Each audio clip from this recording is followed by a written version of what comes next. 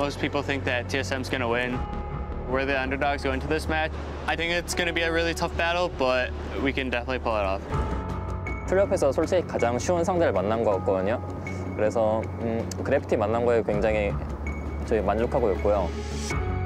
I think Bjergsen's fallen off a lot lately. If Kian gets a good matchup and he doesn't get camped mid, he'll actually beat Bjergsen. Kian definitely has some surprise picks.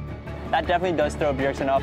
We still feel comfortable because first of all, it's the best of 5. TSM is a pretty clutch team when it comes to best of 5s. We adapt. A player's biggest asset is to be able to reset, and if you can't reset, you'll be stuck in the past. Last time we played TSM, we just outdrafted them in every way. They won't expect our champion picks. Yeah, I definitely feel like we can take them down. Even though we went 1-1, the whole season includes the playoffs, and that's where anything can really change. I think TSM is pretty weak right now, so I'm pretty confident for our match. I know I'll be Dyers for sure. TSM as a team has always made it to playoffs, oftentimes won playoffs and always made it to the world, so I'm not going to let that down.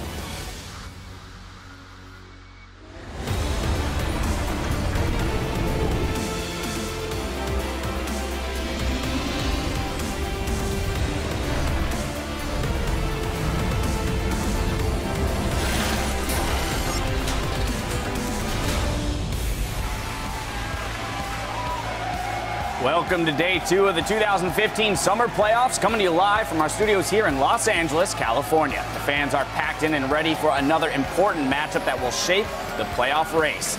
As you see in the crowd, plenty of cheers. TSM heading into the studio just a short time ago and out to defend their North American crown. They're going to be facing off against Gravity, and here's their shot caller, Bunny Fufu, and Alltech, getting ready in the locker room. Hello, everyone. I'm James Dash Patterson. It's great to have you back with us as the teams continue their march towards Madison Square Garden. Anchoring the analyst desk with me are Sam Kobe Hartman-Kensler and David Freak Turley.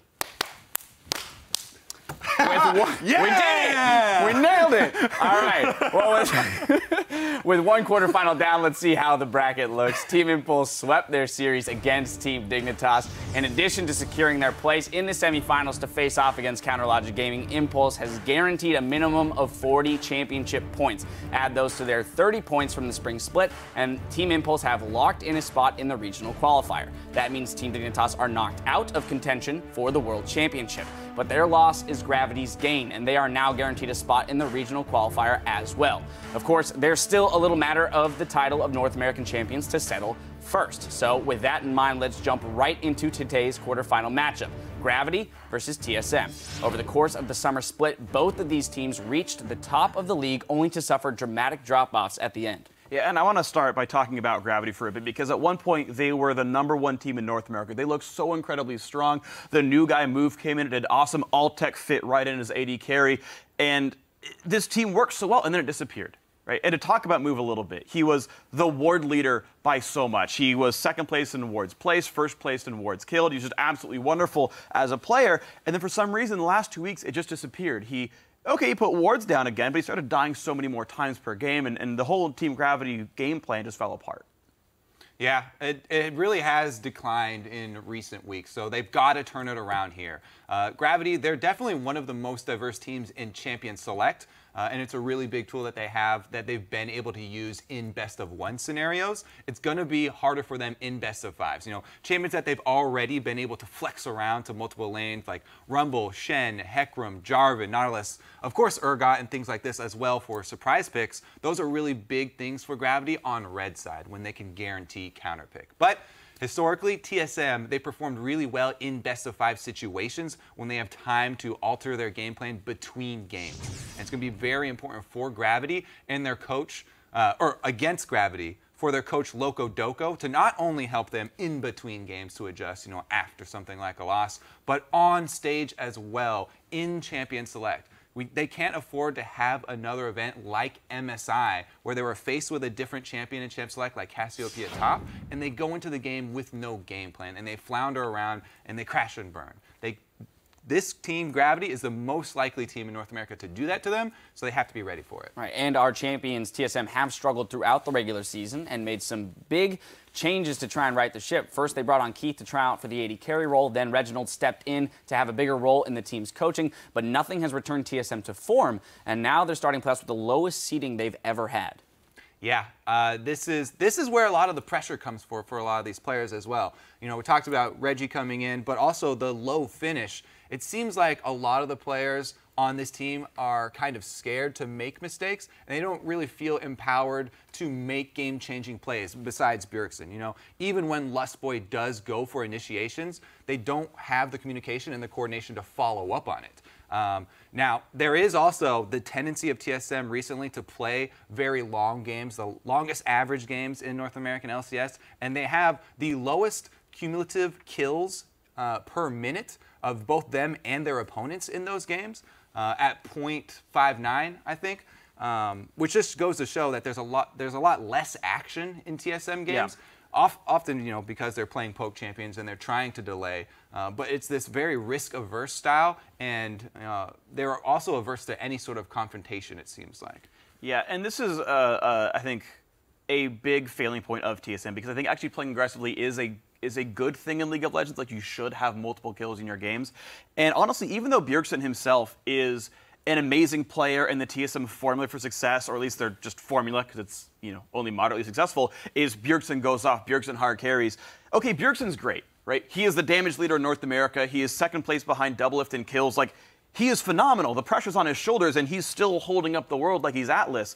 But the problem is TSM needs someone else to do well on this team. Way back when, Chaos was actually a good cleanup AD carry. When Wild Turtle first joined TSM, he was a great cleanup AD carry. He'd actually play aggressively sometimes and get resets. Like, if you go and, like, watch old TSM playoffs, Turtle gets like a quadra kill in a team fight on Tristana because he's there as supplemental damage. But right now, that's not happening. Turtle is, I think, the lowest damage-dealing AD carry in North America right now. And some of that, again, is, as you talk about, poke teams and whatnot. But the fact that no one's really there and set up to be a secondary threat there is a huge problem. And even to spin that into champion select, when you've got champions like mid Jarvan and mid Urgot being almost commonplace, those are really good against single-threat teams, because you died the single threat and then TSM has nothing left in their comp. So those are things that I think we need to see Dyrus or Turtle show up as damage threats. Yeah, the game where Gravity beat TSM in the regular season, they designed their entire composition around killing the AP Ezreal, diving to the backline and killing Bjergsen, and it worked out. We talk about TSM needing more than just their players to perform, Loco Doco needing to step up. Well, a short time ago, Riv spoke with TSM's coach to get an insider's perspective on the series.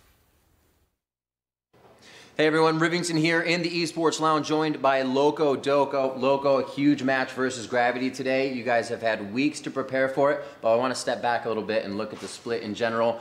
A few mishaps here and there. You guys have had some troublesome spots. What have you done to remedy those situations? We've gone really back to basics, fixed a lot of our fundamental problems. We haven't had to done anything dramatic. I feel like with our team, all the pieces are there, and it's about putting it in the right way and fixing the basic problems we had with communication and how we use our jungle early, and our team looks a lot better now. And is Reginald still stepping in for a bit of a voice, or are you guys trying to wean off of that and more back to coaching position? Reggie's still very hands-on. He's with us there for all the scrim sets. I mean, he's doing less than he first started, but he's definitely there and leading the charge. And Loco, you guys have had some time off now to prepare for this game coming, and a lot of people feel that that will benefit Team SoloMid. What have you done in these weeks to prepare, and what do you think of that? Well, to prep for Gravity, I mean, it's the same thing as I said earlier. They are a pretty inexperienced team in terms of playoff, and we're really experienced. We handle pressure just fine, so make sure our basics are solid. Nothing too flashy, nothing too new, and just beat them the good old TSM way.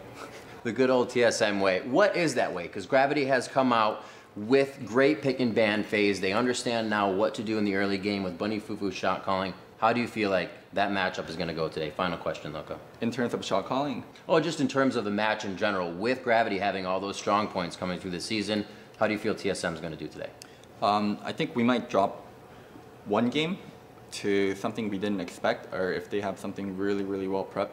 But after that, I think our basics will just carry us through. Our good laning, our good early game pressure, our good team fight will just carry us through. A lot of pros there, Loco. Best of luck in the matchup. I know it's going to be a tough one. Hopefully TSM is prepared well. We're going to now throw it back to the guys after desk. Well, we heard it there. He identified a lot of the same issues that we pointed out. Now the question is whether or not they've made the proper adjustments, and we'll find out soon enough. Now, as we throw it over to our caster desk to kick off the games, Lustboy tells us he's feeling confident in their matchup against Gravity. 플레이오프에서 솔직히 가장 쉬운 상대를 만난 것 같거든요. 그래서 그래비티 만난 거에 굉장히 저희 만족하고 있고요. 아마 그래비티전은 아마 3대 0이나 3대 1로 정도로 이기고 다음 플레이오프를 별로 걱정 없이 준비할 수 있을 것 같아요.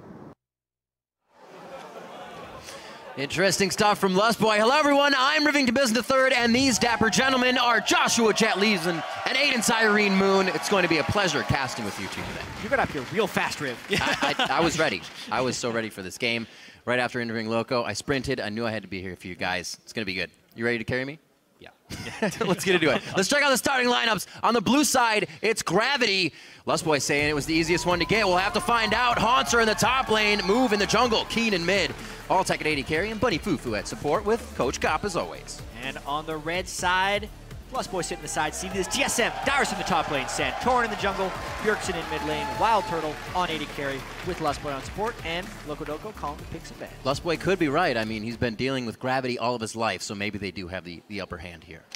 Everybody's been dealing with Gravity for their entire life. Cyrene looked at me like, what are you talking about? These guys have been playing since birth?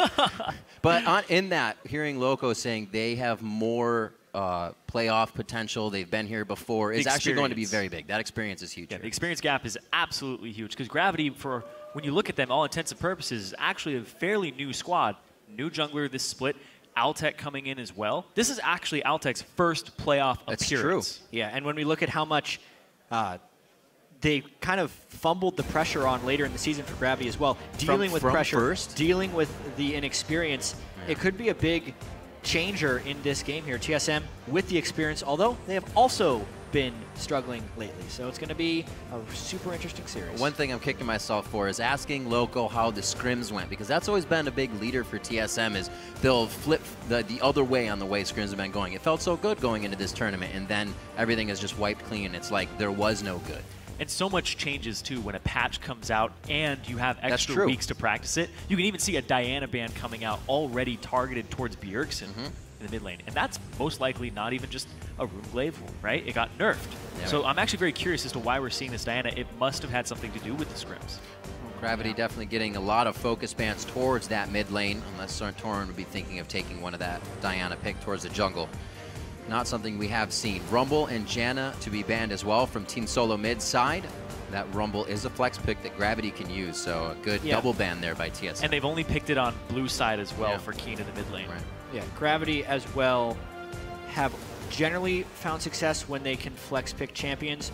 We're also wondering what jungling champion pools are going to be like. Cyrene and I were discussing this before, and whether or not we see the Nidalee ban right here, or if we see TSM leave it up and just trade power junglers. I feel like Elise and Nidalee are the two power junglers on this patch, and the question will also be whether TSM allows Santorin to play Nidalee, because he's such a good Nidalee in the spring split. He had a ton of success on it, but he has really been relegated to just playing Gragas and Rek'Sai, and it looks like they're kind of opting in to either play against Nidalee or play it themselves. I'd expect a Nidalee first pick right here. Yeah, and with 2 support bans, that just means we're going to go with first pick. So that could be a support. That is another flex pick for Gravity here. It could be going to Bunny Fufu.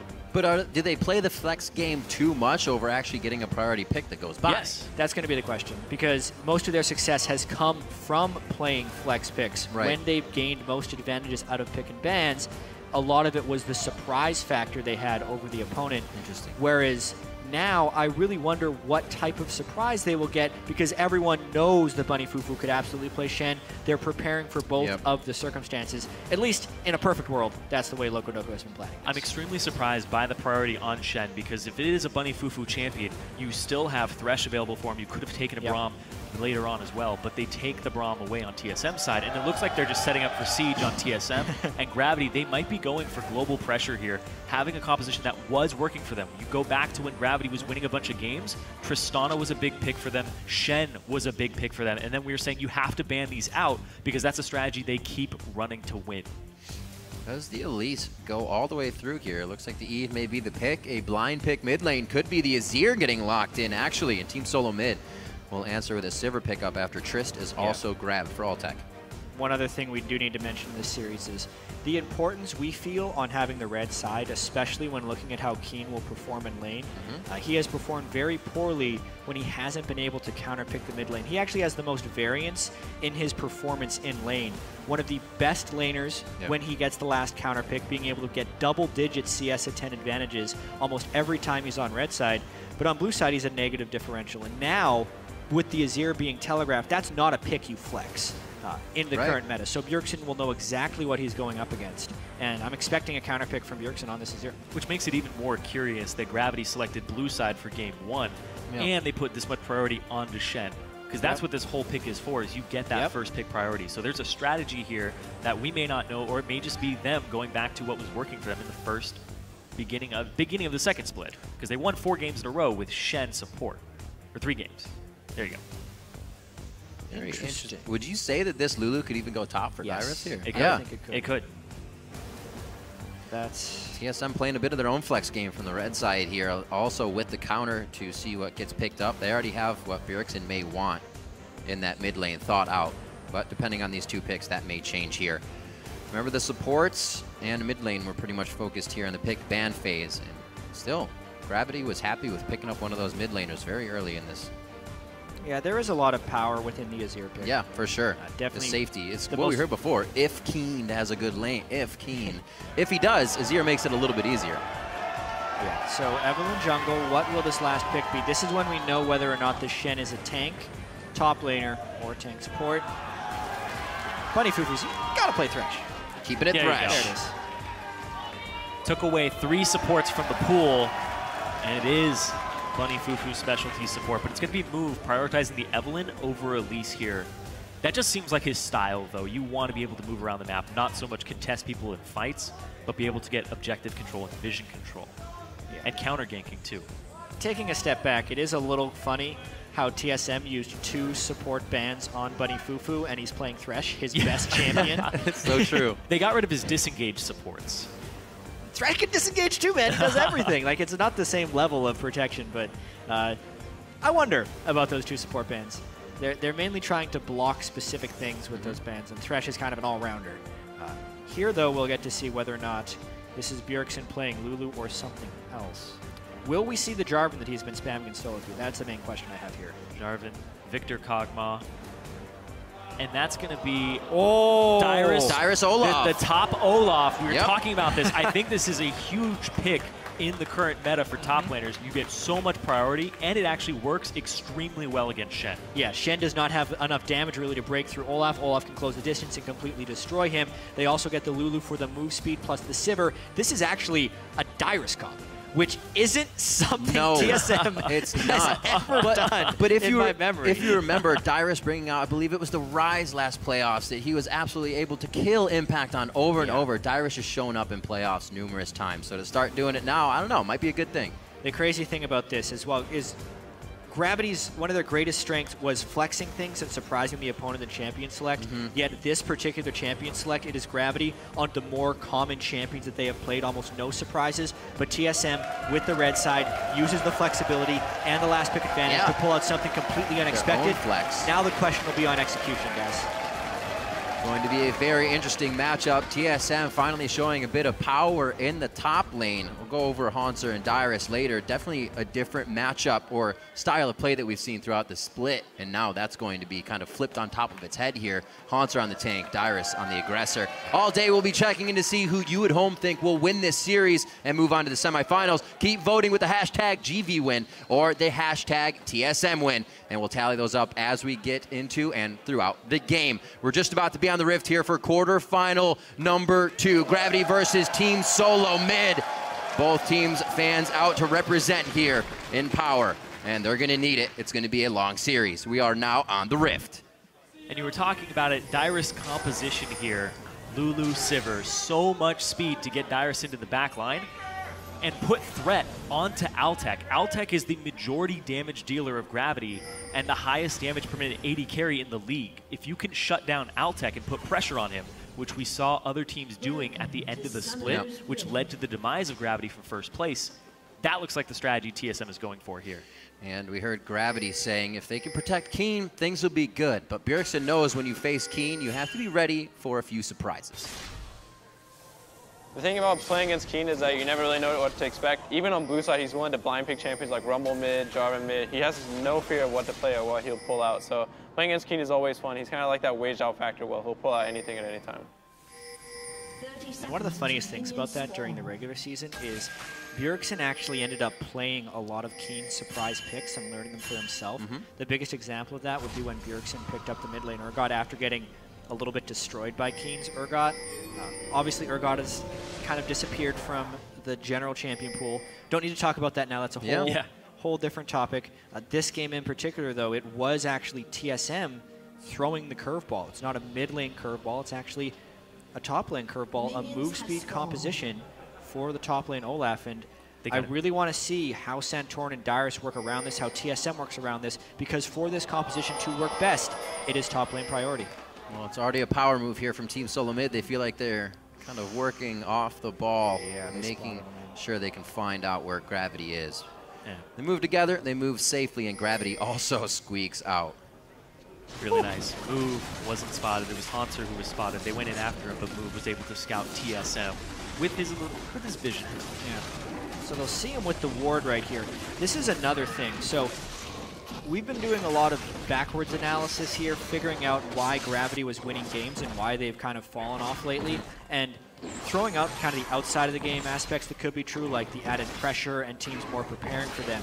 When Gravity was at their best, it was the champ select wins with flex picks, and also a lot of their early game strategies, which would give Move a huge advantage at the start of the game.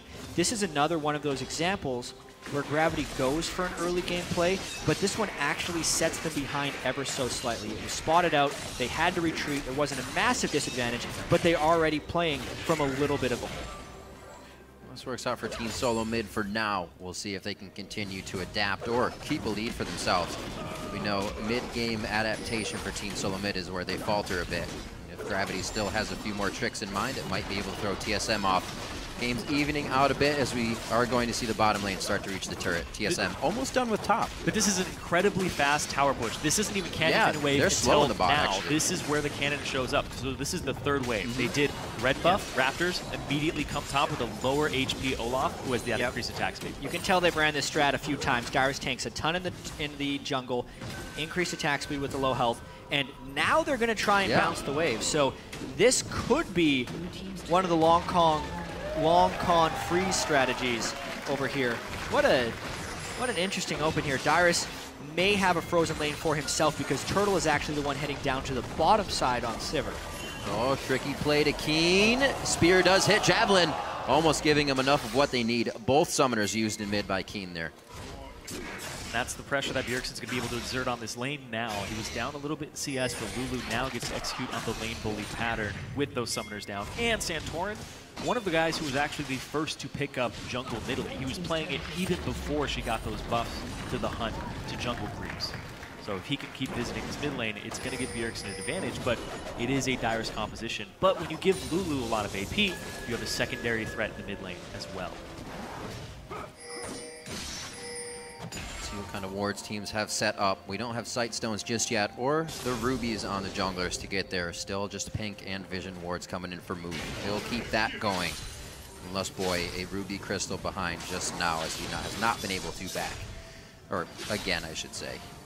4.5 on the clock. Dyrus, what is this Olaf going to do if he falls behind? How much of a risk is that champion for the top lane? Well, you definitely don't want it to fall behind because Olaf being able to ignore CC is somewhat of a binary champion. The main thing if he falls behind, though, is he really just has to try and turn himself into a split pushing threat. Olafs who are ahead can then steamroll into team fights, but especially just in a straight up Shen versus Olaf matchup, if he is to build a heavy damage build, he just has so much more in the raw statistics category that he can actually have a small item disadvantage and still be a split pushing threat. You also don't have too much trouble farming up against this Shen, which is probably why they've brought Move up here as well for a bit more aggression on that lane. An unnecessary ghost right there by Dyrus. The taunt from Haunter missed. He was pretty much safe, but he ghosted anyway when he saw the reveal of Move's E. Still, though, because of the early game and the way they bounce the turrets, it is a pretty decent size CS advantage for Dyrus. Down a Ghost, but it's not like he's died yet. Yeah, they're actually putting a lot of resources into Dyrus at the start of the game. I believe he also got solo turret gold when they killed the turret. Yep, they let him freeze it. Putting him at already about a 430 gold advantage over Hanser this early in the game. All of TSM's advantage, instead of being channeled towards the mid laner, right now is being channeled towards the top laner. And this was actually a big problem for TSM coming out of MSI, was they didn't put enough into top lane. They didn't back up Dyrus, and it was a big complaint that we kept hearing from them, is that they needed to be able to run top priority strategies. This is a great example, a great way to start the playoffs off for TSM, if they're trying to remedy that now. Besides a heavy damage dealer in the mid lane for Bjergsen, it's kind of the compositions they ran at Katowice versus WE. The Sivir comp, damage from his Santorin in the jungle from a Nidalee Jarvan Vi, and Dyrus was actually on a Rumble a lot those games, doing damage. It's something we haven't seen in a long time, too, from Santorin. A damage-dealing jungler. He's usually relegated to Gragas and Rek'Sai, a supportive teamfight jungler. Now he's able to create picks and deal some damage and actually be another AP threat, so you can't just build against this Olaf. We'll see where they decide to keep going from here. Everybody on the side of Gravity is playing this one very slow with Team SoloMid's lead, as it should be. Let Move get his vision out and let the team grow. Yes. That CS is a bit of a difference there in favor of Dyrus, you could say. So he is going to be big. At what point now do we see, should TSM kind of transition? Use this power, or do they keep Dyrus in that split push factor? A lot of it's just going to depend on whether or not they can get advanced wards for Dyrus. He's got this giant minion wave up here, so Hanser should be able to pick up a good amount of the experience. As long as, like, in an ideal world, if TSM was prepping this a whole bunch in advance, they would actually be trying to dive Hanser and push him off this inner turret, because that's the experience and gold he's been waiting for. No one is in position to that, so it's actually Gravity who's prepping to defend that a little bit by having Move on this side of the map. If anything, when this wave hits the turret, TSM would want to transition to Dragon. Or possibly bottom, look at that bottom lane. I'm actually very curious because you have the Tristana Altec on Gravity's side, and you didn't lane swap it to the opposite side of the map when you took down the bottom turret. You kept it in that lane. And he had a pickaxe advantage over double Thorns. So he could have pushed that turret down fairly quickly. Maybe feeling kind of dictated by what Team SoloMid was doing at the time, not keeping everything and their ducks in a line for themselves. You also saw Bjergsen cheat towards the bottom lane here, threatening to dive. Because blue buff was up, they timed it, and you saw Keen leave that lane. So there was no way Keen could make it to that bottom fight if it was going to happen. Gravity honestly showing a lot of inaction in the early game. They're in a pink ward, though. Solo kill. Really? I think there might have been a trap there or a heal from Santorin to actually get his assistant, but yeah, solo kill indeed. Yep. It's not a trap. Like, it's literally just Move clearing a ward and not respecting the damage of a mid lane Lulu with Ignite. By the way, I meant a bushwhack trap. An offensive, but yeah, of course, bushwhack trap. It helps a little bit. But, geez, this is a disastrous start for Gravity, for sure. Move has been in a slump as of late. Yeah. He hasn't really shown much success on champions outside of Nidalee, which makes it all the more perplexing why they didn't first pick Nidalee. They let it fall to TSM. They give them that. This is... So, there's a couple of reasons this could have happened. Gravity has known that TSM has been playing a very simplistic style, and all the communication coming out of the TSM camp is that they are completely going back to basics. Yep. So, you actually wouldn't necessarily, if you're reading too much into that, you wouldn't expect them to then allow Santorin to play Nidalee, to put Dyrus on something like Olaf that requires a lot of farm, to put Bjergsen on a more supportive mid laner when he has been the only person able to do damage on TSM and empowered to do damage. So, this is all the more surprising that TSM is kind of pulling out all the stops in game one of the playoffs, when normally they lose the first game of the playoffs. So a much riskier Team SoloMid, and so far they're executing. Now the question will be whether they can transition that towards the mid game, since this is not a composition they are used to wielding. It's like you were saying before, and Gravity's playing a little slow. Usually they're the ones that make the first move. That Team SoloMid slowly countered this game. They ran around as 4, made sure Gravity didn't get what they want. That also helped Bjergsen get double buffs as well in the mid lane, so Move loses that. Bjergsen's going to have quite a nice time. A little behind in CS, but they're just clearing waves on each other back and forth. Okay, now they put Altec into the top lane. They put the Tristana in the lane with the turret that's easy to knock down. So I like this. They're throwing more resources up there. Also, because they first picked this Shen. They first picked Hanser's Shen, and it was getting shut down by what TSM did to it early, and the fact they didn't put it into the long lane afterwards in the bot. So now, this pick needs to be even more effective with less gold on it to justify the priority that it had taken in Champion Select. You know, the AD carries are doing 1,500 gold right now into Wild Turtle. Where is he? He's actually just back to spend it right now. Good counter. Top lane is 3v3, and everybody's going to be backing off here. Should be ults across the board except for the supports just yet. So not too much danger coming from any crowd control there on those two. TSM successfully guarding that top lane as they, as you said, move Altec up to try and get something, but Gravity is stopped. It's a little too late for that. It's usually a timing thing, where as soon as the other AD carry comes to bot, you go to the opposite lane, you trade 2 turrets on the outside, and then eventually test each other's siege in mid lane. Hanser been able to get a bit more CS in his favor. Usually been seeing him on some pretty big carry champions this season. But that flex pick Shen we thought for Bunny Fufu went to him. So we're going to have to see the plays come in the fighting phase. And Gravity has not been too keen on those if they do not have the lead. It could start right now, though. A jump in by Santorin. He goes down immediately. Can't really figure out which target he wants in the beginning. He knocks back Lust Boy, and they get the kills they want. So it's TSM overextending a little bit there. Yeah, it looked like they were trying to get some deep wards in order to prep a push onto the interior turret since they've already broken down the outers on both side lanes. But they were not respecting Hanser's Shen. As far as a first pick priority, I don't necessarily think that you pick a Shen to have a large amount of CS advantage early, but you're picking him for exact moments like that. The rest of the team was still on the same page as they make the collapse, and it did all start with Bunny Fufu, so nice call, nice trust by Gravity, and a nice turnaround to keep him in this game. That's why he's a good support. You don't need a lot of gold to use his play pattern at all. Making plays all day. So Bunny Fufu comes up big for the team. 2-1 for Gravity now. Team SoloMid may be a bit tempered on their engages now. Let's see this one more time. Santorin actually gets, I think he gets buster shotted right into the play there.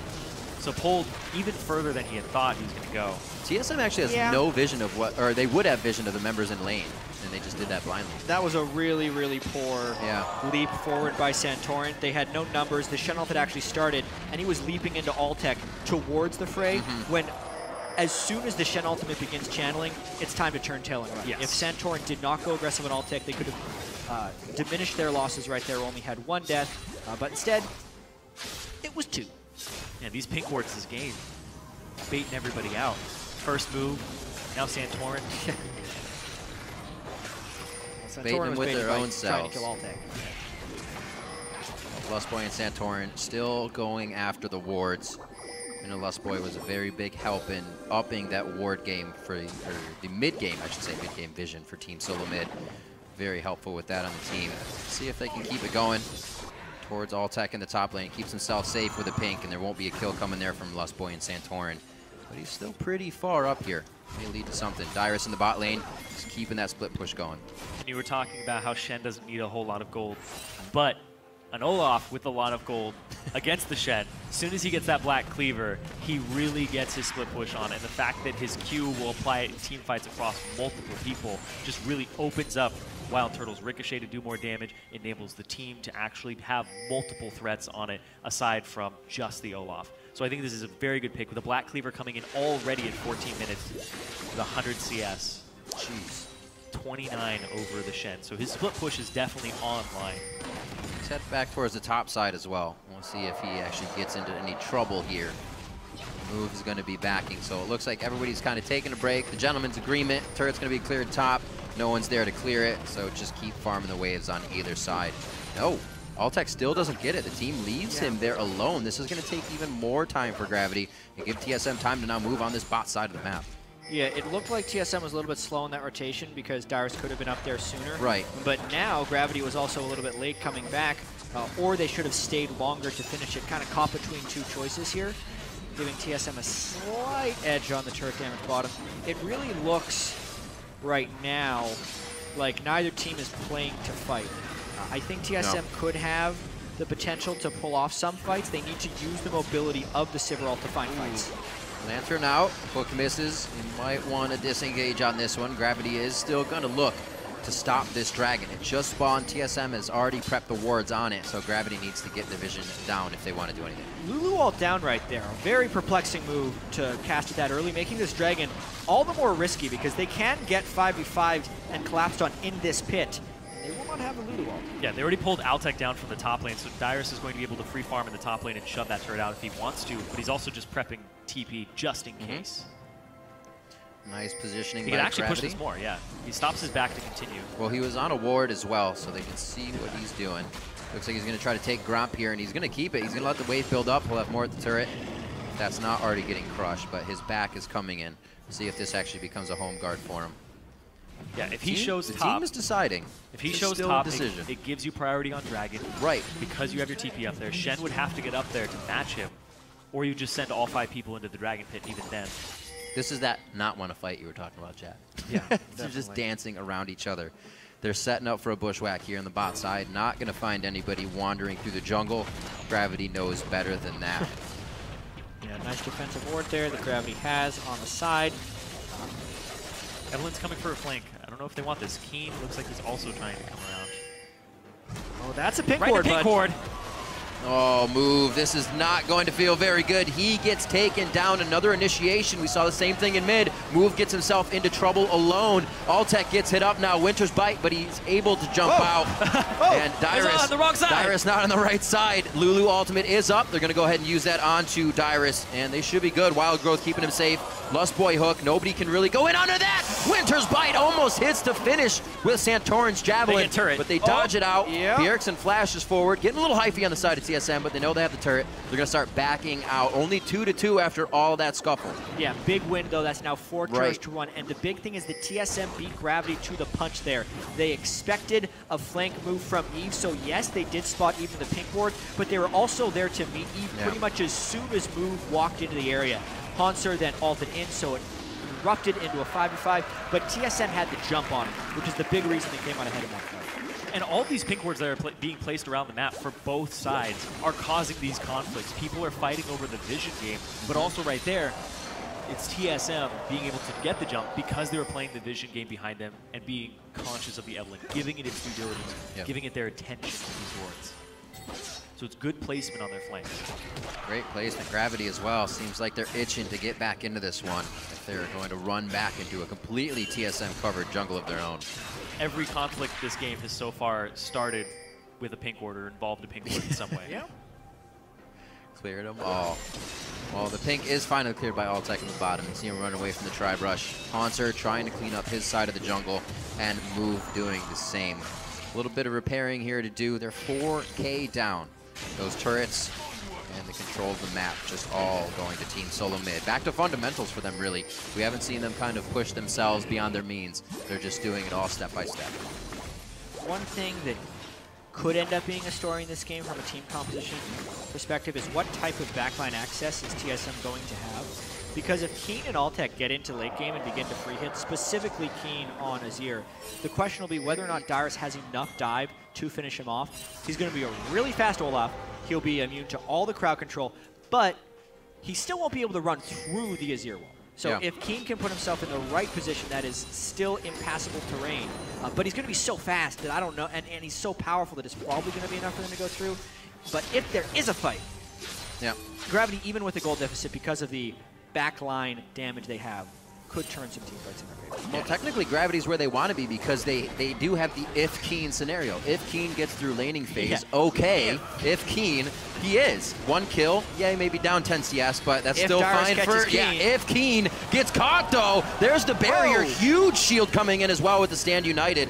Not going to be able to burst through that with any amount of damage, and that was a lot used to save Keen. So that was an interesting interaction right there. When I'm talking about the Azir wall, the knockback that it provides counts as crowd control, but the actual end position is what Dyrus can't run through. The wall can go through him if he's Olaf ulted, but he can't technically go through the wall. It's very confusing to think of that way, but that's what happened. The Keen looked a little confused. But it actually makes Keen incentivize using it earlier. Yeah. Because if Dyrus makes it into base contact with you, you're stuck there. And he's going to get Lulu ultied, and you're basically permanently slowed while he's next to you. This makes it very hard to peel the Olaf. Yes. I actually wasn't 100% sure in the interaction until seeing that exact play. Right. So Dyrus is going to make Keen's life very hard. Still going Hex Drinker as well, so he wants a little bit of damage with that magic resist mitigation. Good to go there. 30 CS still up onto Haunter, but Haunter's being Shen still. We saw the shield he could provide for Keen, but we did not see what they could do because the fight could not continue, really. Infinity Edge and Zeal all ready for Wild Turtle. See how much cash Alltech had in his pocket. 1,300, so he's on a Zeal as well, sitting on maybe a little bit more right to a Shiv to get these lanes pushed, possibly. Abyssal Scepter for Santorin. He's feeling pretty good about his build as well. Move is just trying to get tanky right now in his recipe. Yeah, you typically trying to judge the damage that Gravity has in their team composition right now. It is very magic damage heavy. Runeblade, Eve, Shen doing a lot of his damage with Sunfire and Vorpal Blade. Again, magic damage. Azir, all magic damage. And Tristana, while it is a physical damage 80 carry, very bursty with damage in teamfights, not that high of a sustained rate. So definitely expect the builds to trend on the side of magic resist for TSM, and that's their best play for upcoming games. Yeah, Abyssal Scepter for Santorin.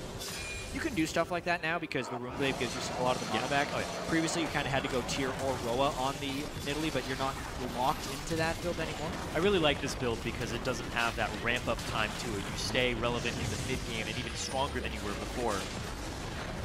You don't have to wait on a Tyr or a Roa. Yep.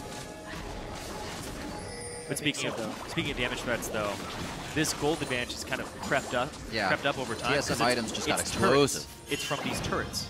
So if you actually look at the gold, Santorin's up 1,000 despite being only 10 CS up and even kills. And a lot of that is from the map controls, Irene, because Gravity's the team with the turret killing ability. They have Trist and Azir, probably the best AD carry and best mid laner for killing turrets. But TSM has always just been the first one there. They've had more time on the turrets. They've kept their lanes shoved because they have a tremendous wave clear within their team, and they're just not giving Gravity the windows in which to play. And they have all this vision control on the left side. So many pink wards. They have scuttle control. This Baron is probably this Baron's gone. You can't really face check this area. Yeah, you can see how scared they are. They have a Scrying Orb off cooldown, so they should be using it, and they should be charging that zone right now. They just popped the Scrying Orb. They'll get there a little late. Vision, Santorin's actually quite low after this. That's going to be the smite down. Keen comes in very big, but Dyrus is around the wall. He's actually going to use Ragnarok to get himself right out. Everybody dodges the hook. Move! That's a big hit by Move as he comes in with the ultimate. TSM's going to have to scatter on this one. Bjergsen and Dyrus both go down after that, but they have Baron. The lanes can be in their favor now. See if Gravity can work anything off of this. The waves aren't there to take down the turrets, unfortunately, but they might be able to set up some wards that could really pay off. How TSM was allowed to get that much vision control of Gravity's jungle was because of the fact they had the top turrets down, the mid turret down, and they just spent all their time there, and Gravity allowed them to do that. Yeah. The pink wards being around the entrance points too, they would have been able to spot move out if he was trying to counter ward that area. Yeah. The cost of that Baron actually is pretty high though. TSM loses 2, they give up the Dragon, their 5 Dragon counter is gone. Because of the kills as well, and if you're counting the effective gold at the 6% attack damage and ability power that Gravity gets, unless TSM knocks down another outer turret, which is Baron buff, I actually say that's a loss for TSM in the long run. Even with the ward coverage of Gravity being around the Dragon Pit, they probably should have suspected when all of TSM is MIA, also not prepping the Dragon Pit and also not in lanes. Gravity about 5 seconds slower than they should have been reacting to that. And if they would have reacted in turn, maybe it could have been even more disastrous for TSM. Look at how low they actually did get from this Baron. Very sneaky. Therefore, they don't want to turn and burn on this one. They just run away. But they come back a little bit for Dyrus, which groups them up, gives Move a great opportunity for a 5-man Eve ultimate. Percentage health and the slow allows him to pick up 2 nice kills. The Hanser with the just edge taunt there. Turn him around and pick up the kill on Bjergsen. Definitely can't count Gravity out. They know how to find the fights at the right time, and 24 minutes in, they were waiting quite a while for that. It was only 2-2 before that, and only 2 kills came of the Baron attempt. Aegis quickly being built up, now finished down to Lustboy. As we were saying, that item spike was in TSM's favor, and Gravity was actually able to pull out a possible win. During that time, there was a ping on the blue buff that TSM saw Gravity take it down, so they may be able to work off that again. The double sight stone of Santorin and Lustboy has been coming up big for vision in that area. And they have to abuse that vision. They have to put it throughout multiple lanes right now and get this middle turret down. Be with the Baron buff. There they go. That's how they're going to equalize the turrets with it. And now they have to crack the base somehow. And this is going to be testing every lane pretty much simultaneously. Split push, put wards on both sides of the jungle. It's the Gravity's jungle. And keep going between them. You have a Sivir, you can out-rotate, you can go for a fight if they mess up much faster. See if TSM's experience here in these playoffs come into play here. Already, the fundamentals are working. We haven't seen them go outside the box just yet. But the fundamentals and adapting from game to game are kind of where they are strong. If Gravity does something big in-game, that's what we're looking for. If TSM can adapt on the spot. Right now for that Baron fight, it's the only real edge that Gravity has had in this game. Still now down 5,000 gold. TSM, they're going to start hitting these inhibitor turrets up. And once they can spread Gravity across the front of their base, it's going to be hard to split this team up. Yeah, it's going to be very difficult to actually crack this base without some type of fight or incredibly long run around within the base. Right. Sivir, very low range AD carry. They have a lot of move speed, but they really don't have very good range to assault on turrets. Add that to the fact that the catch potential for an Azir team near the base is super high. If Keen pulls off one of those Shurima Supermans where he just kind of flies in behind the team. We're just changing the name every week. Yeah, may as well. And then ults his team back into the turret. Having that Azir wall and trapping multiple people within the turret, since TSM is very short range, is devastating. So therefore, if TSM plays it smart, they can't group 5 in front of a turret. It's going to be a very 1-3-1 type, 1-4-1, lots of rotations, and probably will just end up being more Dragon and Baron timers, that we could be in for a long game if this one's played too expected. Yeah, they'd have to test all the lanes, but even then, you have Bunny Fufu on Thresh. The catch potential is huge if one person is caught out. And Keen has the Rylai's Crystal Scepter. You talked about Nazir just Supermaning in. All he has to do is poke them. And if he can actually catch up to them and deal enough damage, it pushes them away. You get to counter the pressure and then push all lanes out. Because if one person gets chunked out in the lane, it actually affects all the other ones too. Yep. Looking at Gravity's items, they seem to be playing this very safe. Bunny Fufu to finish all the way at the face of the mountain. Sometimes we'll see that Talisman of Ascension or a Cell to Righteous Glory. Interesting. They want to be very defensive in all these plays. Lucidity boots as well, give him time to hook and peel for his team. But we kind of see that idea that Gravity's working with right now, knowing TSM's trying to set up these gank brushes, get an edge in the middle of the map, and then crush down. Not going to work this time, though. Gravity playing it very safe and measured. Minute and 40 just about on both of the objectives to come back on the map. And I think that's when TSM kind of get the fight they're trying to bait Gravity into. Yeah. And I have to mention the irony in Move right now. Not having boots. He is. Oh, man. This entire season, he's been all about mobility and wards, and he has neither a Sightstone nor boots. He did upgrade Trinket. Yeah, with the upgraded Trinket. And he has W. Do not expect a Sightstone from Move at any point in this game, because he can hit his ward cap with that Trinket, unless he eventually decides to go over to Sweeper, which he doesn't really care about because he's only worried about pink wards in this specific instance. Yeah. So this is the right play for him in this instance. But the boots, those should be his next items. He's 2,000 gold behind Santorin right now, who got a Sightstone on the Nidalee, which is Move's thing. He's stealing his thing. Everybody stole his thing when Move actually started doing that. Yep. Speaking of Move, he's going for an engage here. Going to the back. Whoa. See how quickly they can get this one. Dyrus going all the way through. He's actually on to Haunter, one of the tankier guys. They get Move in the front, though, and he goes down immediately. He's only got his jungle item and a Locket of the Iron Solari. Not enough to keep him alive. TSM now staring. I guess GV would be staring down the barrel. TSM's ready to pull the trigger. Yeah, interesting that Gravity went in for that one despite their gold deficit, and knowing how well they are suited to anti-sieging, especially since Baron and Dragon are not up yet. Yeah, but they're almost up and the jungler's down. So Gravity actually throw away a little bit of an opportunity and more to TSM. They get to claim a blue, they get to claim vision control of this area, and you can see Shen ultimate is down. Dyrus has his TP down, so now you're seeing that TSM is going to group up for this next objective. And it looks like they're going for a pick here. Well, trying to use their speed. The Whimsy combo with Braum Winter's Bite. Slow that in. Concussive blows lock up, and that guy isn't going anywhere. They're trying it each time. Each time they try it, Gravity becomes more and more aware, so it's only going to be harder. A lot of damage taken there, even with the Stand Behind Me. Or Unbreakable, I should say. And he gets out of that one. Can't really sneak a Baron anymore. It's not a fast Baron killing team. No, definitely not. They're all about the mobility. So So they do have all ultimates up except for the Braum ult on TSM side. So Dyrus is going again. Effectively, this is working well for Team SoloMid. From top to bottom, they have just been slowly shredding Gravity's health bars. Now finally bait them into that dragon fight and whittle them down even more. This may not be kills, but they're definitely funneling in on this one. The focus is hard on the hunts there. Nothing's going to actually finalize a kill, though. Move is already down from previously. We'll see if he can come back up into this fight here. Yeah, it synchronizes with a very large minion wave, which is all too convenient for TSM. This could actually be the inhibitor because there are not enough home guard boots on Gravity right now to recall and defend this.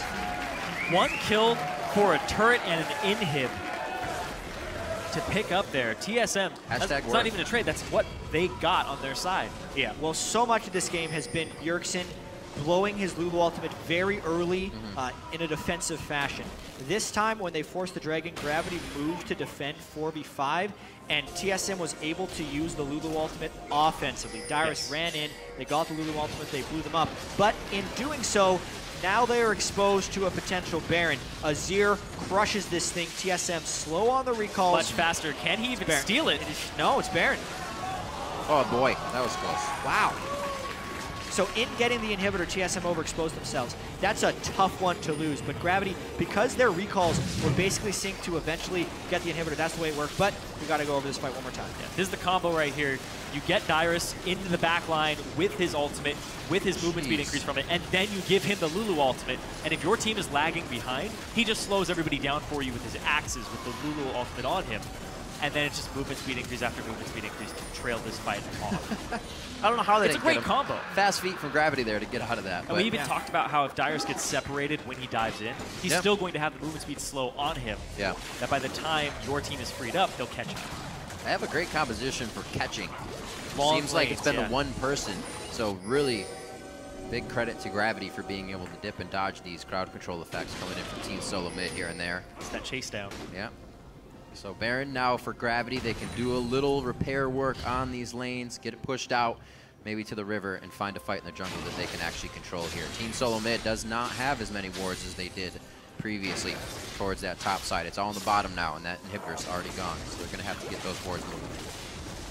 Cleaning up blue buff for now. Should keep Team SoloMid very safe, but Team SoloMid has to be wondering.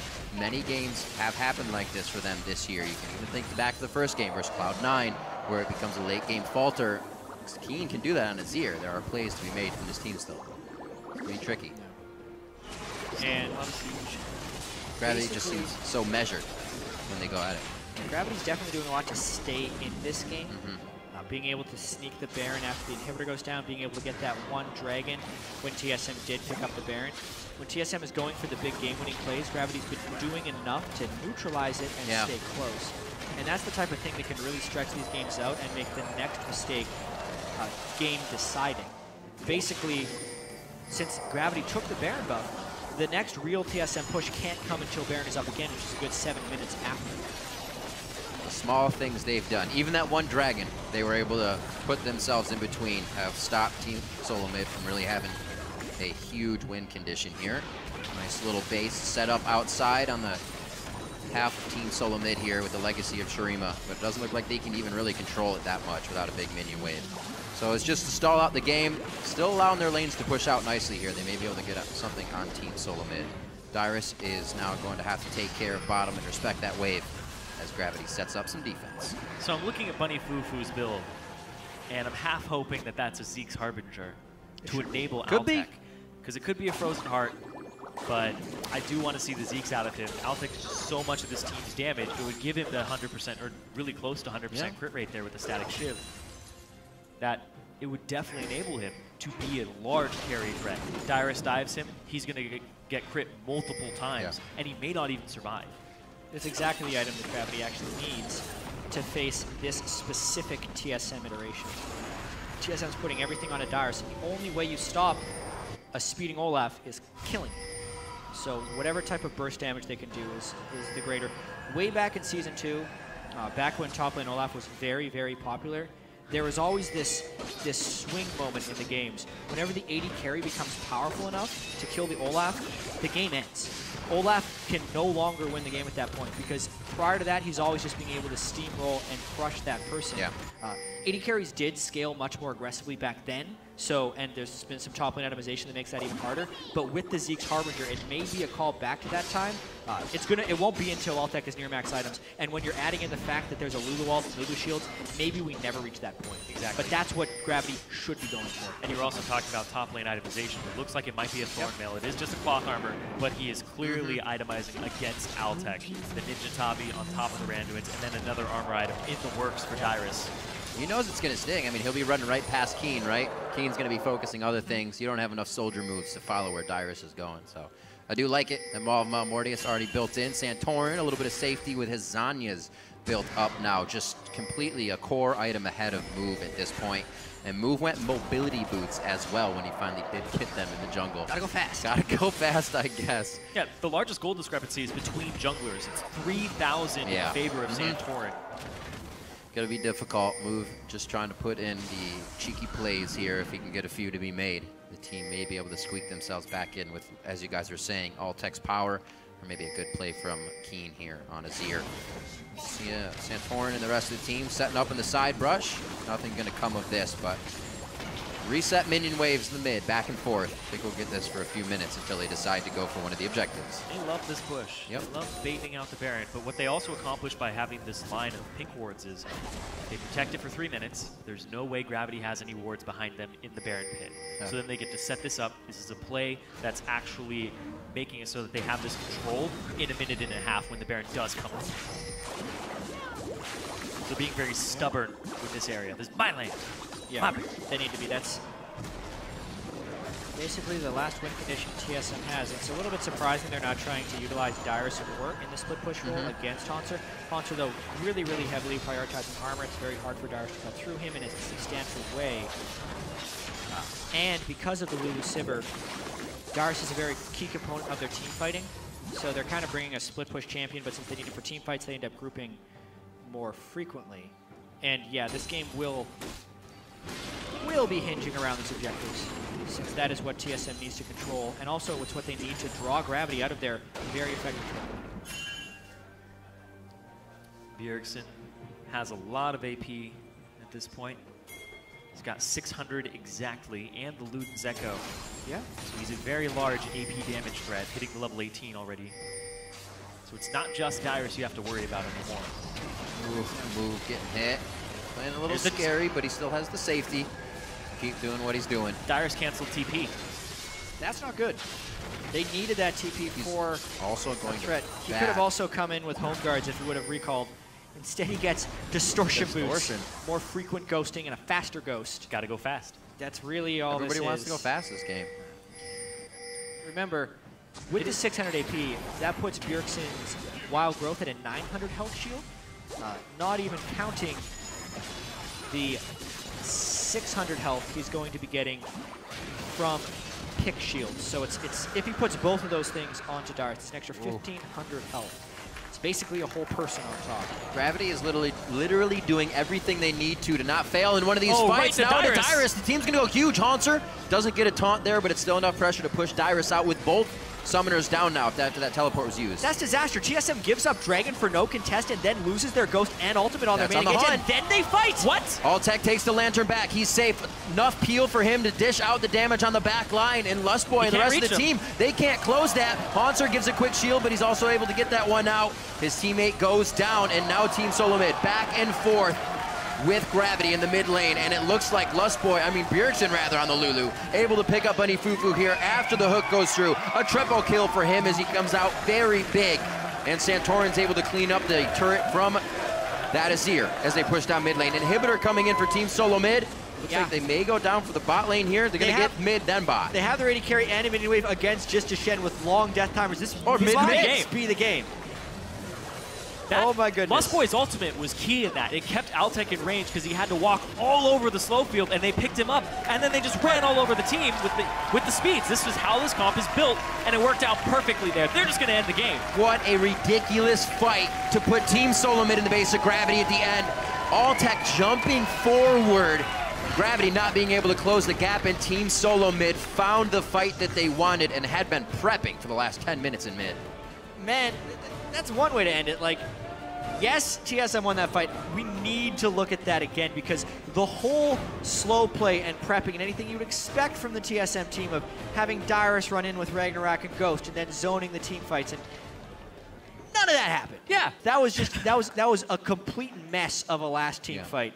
But TSM outplayed Gravity. Gravity had more positional errors because if we're following the logic of when TSM should have been fighting, it was not then. Yeah. But unless Gravity exposes themselves to an extent that it is punishable, that's what happened, and the game just ended. Exactly. I also was talking about how Lulu Bjergsen actually became a big threat there. You saw his damage in that last team fight. Dyrus was just out of that fight at the top, and that was mostly the damage from Turtle and Bjergsen stepping up in that last fight. You thought it was a Dyrus comp. Turns out, it should have been. It's not. But yeah, if he gets caught before a fight, uses all summer spells, then the rest of the team's going to have to do it. But it worked. They baited a lot out. Altec jumped forward, doesn't have his rocket jump for an escape at that point, and they're able to pick them off. 40 minutes in, Gravity take down Team SoloMid, should say take down Gravity. And fundamentals were absolutely the key here. TSM didn't go outside the box. They didn't go crazy. They kept a plethora of wards down all the time if that mid fight did go long, and it did in the end. But they had this set plan the entire time, and Gravity was avoiding it until they themselves just threw it out the window. They claimed it was back to basics, but that did not look like a basic TSM. You don't think so? That was a different strategy there from them. Oh, to sit in the mid, yes. But you got to remember, though, when they played the Lysandra, they played Elise still, or they had a hook from Thresh, they'd say, sit in this bush, let's do it again. If you remember Bjergsen saying that, we'll do this over and over again, Compositionally wise, and we'll and how grab they one. played the early game, it was a different looking Okay, TSM. right. Okay, cool. I got you there. Good job, guys. I know what you mean now. Boom. There we go. Great job. All right, for lowdown on TSM's win now, let's toss it over to our analyst desk. Thank you, Riv.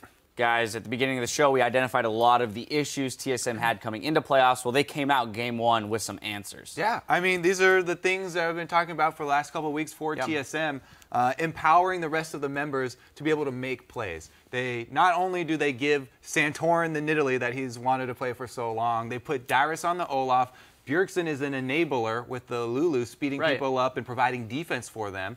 And this level, the lane swap opening that they had was absolutely beautiful to get Dyrus ahead at the beginning of this game, taking the turret so quickly and allowing him to back and get back to lane at full health with an item buy before Haunter even gets up there, and then shove it all the way to the second turret there. What that does is create pressure on the opposite side of the map because there's a triple wave stacked at your secondary turret, presents Gravity with a catch-22. They either have Haunter teleport in and try and save this dying turret in the bottom lane and lose 3 waves top, or they leave him top and they give up another turret, which TSM used to chain through the early game. Then their mid-game handoff after that was a little bit shaky, but the opening was really good. Yeah, and there's actually a bunch of interesting theoretics on the Olaf push that came down because you have an overextended top laner without flash. Like, I guess his teleport might have been up, I don't remember at the time, but like, pushing really far down, like that's a champ that could be ganked, and he had no backup from Bjergsen, no backup from Santorin. I knocked something over.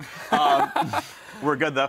Yeah, he had no backup from his team, but like Gravity didn't even punish that at all though, which is interesting. You know, mid laner's already getting pushed in. There's not a lot of you could have done to back him up, but it was interesting that like no one even did anything about the solo push Olaf. Move had a rough game. Yes, he did. I've been in that situation before. You get a little too close to that mid lane when the mid laner out levels you. Gravity here going over those mistakes at this moment. But one of the scariest things as a jungler, especially in that stage of the game, right around where mid laners are hitting level 6, you do not want to go there unless you're absolutely sure you have vision everywhere, and you definitely don't want to solo the mid laner. I do want to dissect this TSM strategy a little bit from Gravity's point of view. As we mentioned, you know, changing to a more top carry oriented team comp here with the Olaf, enabling him with the Sivir as well as the Lulu plus his Ghost.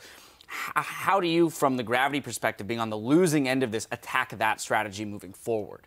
I think you can test the champion pool, right? Because we haven't seen this style in like 2 years from TSM. How many carry champions in the top lane does Dyrus actually know? I mean, it's a cute champ select play, pick the Lulu, pretend it's Dyrus's, and then pick the Olaf later on. But how many more of these strategies exist? How many more carry tops are there for TSM? If it's just Olaf, it takes you 1 ban or a first pick or something like that as Gravity or blue side next game, and then TSM have to go back to a different style, right? If Dyrus is the only guy who stepped up in practice for the last 2 weeks, and it's only Olaf, then there you go. Bam, 1 ban, 1 pick. That is one option. I think that even if they do decide to address it in Champ Select, you have to address the lane swap advantage that they got, because whatever champion he's on, with that sort of advantage, it's going to make the matchup rough for Hauntzer. And to Hauntzer's credit, he even did all right. Yeah. With the disadvantage that he was forced to eat coming out of the lane swap, he still was able to do Shen things. Yeah, we've hammered home the idea that both of these teams are looking to return to form, right? At one point, they were at the top of the table, no longer. For Gravity, what that was really innovative champion picks or out-of-the-box champion picks and innovative early game strategy. Well, here they got beat in the early game. So the question is, where does that come from COP? Is that something that they're not doing pre-game, or are they not adjusting well to the circumstances when presented with them? I really think it's Gravity not adjusting to what their team is like right now. For example, TSM returned to form by being good, but what they did was they gave priority to Dyrus. They gave him a champion that deserves priority, gave him priority. He does well. TSM reinvented, honestly, in some way, and became good again. Gravity, I don't think have realized that they're not doing very well anymore. Like, I don't like Tristana as a primary damage dealer. Out of context, that's a pretty oblivious good to quote. the fact that they're not doing well. I know, I understand your meaning. So just in champ select-wise, for example, right? Like, Hauntzzer says, oh, I know I can beat Dyrus. And he gets a really supportive AD carry, right? They're playing Tristana, who doesn't do all that much damage. Keen's not going to be winning lane against Bjergsen. Move's still doing really poorly. Like, Altec and Hauntzzer are the only consistent players right now on this team who could deal damage, and neither of them are in a position to carry. Now, before we move out of this segment, I do want to call up a replay. It's the final fight of the game. Jat asked to look at it again. So for his sake, we're going to pull that up on your screen right now, and we'll go through it. We'll go ahead and roll this one out right away. Yeah, so Sipperalty comes in, the hardcore dive, and Keen separating up against Bjergsen just doesn't do very well in the duel, and he gets circled around on here. The frontline dive just sort of Lustboy kiting back well. Move just continually not tanky enough. He was down 3,000 to 4,000 gold under Santorin, so just there is no really big front line here. Hauntzzer goes mostly untouched to the very end, and when you get to bypass all that, TSM honestly playing a pretty split-up composition, which Sivir helps, of course. She pops the ulti. You get the buff for the full duration, whether she's in range still or not. Lets TSM find all these individual fights with the gold lead, play around the Azir turret, barely even hits anyone. Yeah, Bjergsen goes all the way around, pops in with the Luden's Echo proc to take down Keen there. But I also want to point out, not only is it the champions and the early game that they're using to enable these guys, you can see it in their playstyle. Turtle's allowed to flash forward. He did it a couple times. He did it a couple times. A couple times to try and chase people down. Now, you never want to give people an ultimatum to be like, you never do flash forward or something like that. In the right scenarios, you can. Of course. Of course, they don't want him to go back to the 1 versus 5 flashes. But it was him flashing forward at times when it was appropriate. And Santorin as well. He went for an early gank mid. He flashed forward as well on the Nidalee. I want to keep highlighting this because Santorin on one of these champions where he can be aggressive early. Yeah, what's also interesting too, though, Zyrene mentioned it a little bit. There's this deceptive amount of damage that was coming out of the Lulu there because Dyrus was chunked out at the beginning of that fight. He had pulled so much attention from Gravity that, ultimately Lulu was, Bjergsen was able to come around the backside and eliminate a couple people. And so, funnily enough, 20k damage coming out of Bjergsen, the most in the game. But he's only a third of the team's total. Everyone else shared really well. True. Very true. I think people overestimate the lack of damage on Lulu. Through the first 30, she's great. All right, well, there you have it. Switching gears for just a minute, we want to throw out a question to all of you on Twitter, rather. Today, we're sharing the caster question love, and this time it's our Pun Master General. Freak's turn in the hot seat. Send us your questions by tweeting at LOL Esports with the hashtag #WhatTheFreak. There you have it. As you get to tweeting, we're going to reset for Game 2 between Gravity and TSM. Don't go anywhere. The action continues after this. Don't ask him about a desert island either. That one.